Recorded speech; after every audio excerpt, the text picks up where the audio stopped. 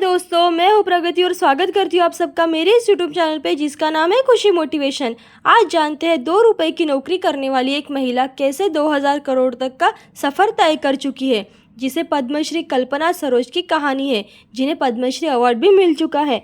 वो कहते हैं ना दोस्तों, जो हो गया उसके लिए सोचा नहीं करते, जो मिल गया उसे कभी खोया नहीं करते।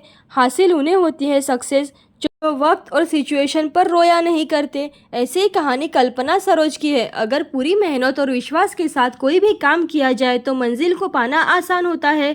मंजिल के रास्ते में कई बार बहुत सी कठिनाइयों का सामना करना पड़ता है। इनसे सीखकर हमें आगे बढ़ते रहना चाहिए।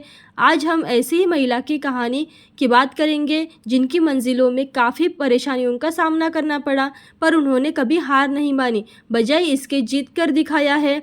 तो हम जानते हैं पद्मश्री से सम्मानित कल्पना सरोज की कहानी, जिनकी लाइफ में बहुत लाख कठिनाइयों के बावजूद भी उन्होंने अपने सपनों की मंजिल तक पहुंचा और अपने जीवन में सक्सेस हो गई। अपने दलित बैकग्राउंड की वजह से उन्हें बहुत सी सामाजिक दिक्कतों और वित्तीय संकट का सामना भी करना पड़ा।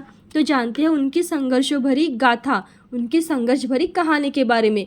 नई कंपनी की मालकिन कल्पना सरोज 7 अलग अलग बिजनेस कंपनियों की मालकिन है। वह एक भारतीय उद्यमी और टेडएक्स वक्ता है। मुंबई भारत में कमानी ट्यूब्स की अध्यक्ष भी है। लेकिन यह सफलता सिर्फ उन्हें एक रात में ही नहीं मिली, इसके लिए कल्पना सरोज को दिन रात मेहनत करनी पड़ी। तो जानते हैं इसके साथ कैसे सामाजिक भेदभाव हुआ। कल्पना सरोज का जन्म महाराष्ट्र के एक दलित परिवार में हुआ था। कल्पना को शुरुआत से ही सामाजिक भेदभाव का सामना करना पड़ा, लेकिन उनके बुलंद हौसले और आत्मविश्वास से कल्पना ने अपनी मंजिल को पाया। प्रताड़न का सामना भी करना पड़ा था कल्पना सरोज को।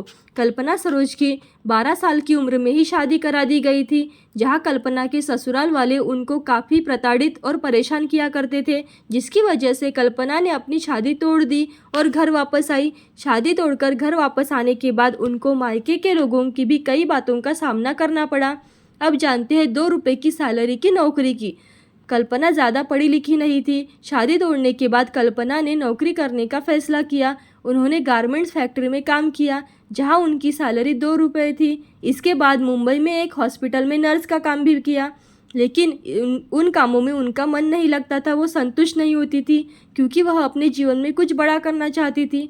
तो जानते हैं उन्होंने कैसे बिजनेस की शुरुआत की। बिजनेस के शुरुआती में कल्पना ने अपनी सिलाई मशीन बेच दी थी। बिजनेस चल गया और कल्पना को लाभ होने शुरू हो गया। बिजनेस के हुए लाभ से कल्पना ने एक फर्नीचर बिजनेस की शुरुआत की। तो जानते हैं कमानी ट्यूब्स की कंपनी की शुरुआत।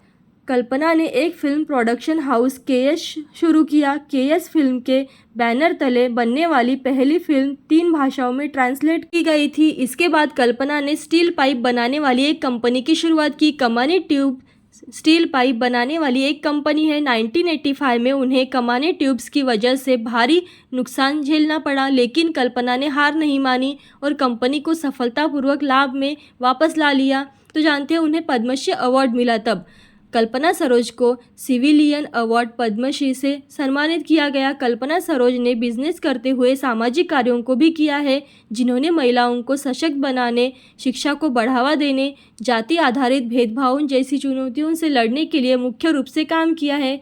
ऐसी ही अच्छी कहानियाँ और वीडियोज़ देखने के लिए खुशी मोटिवेशन को लाइक शेयर सब्सक्राइब ज़रूर करें। Thank you so much.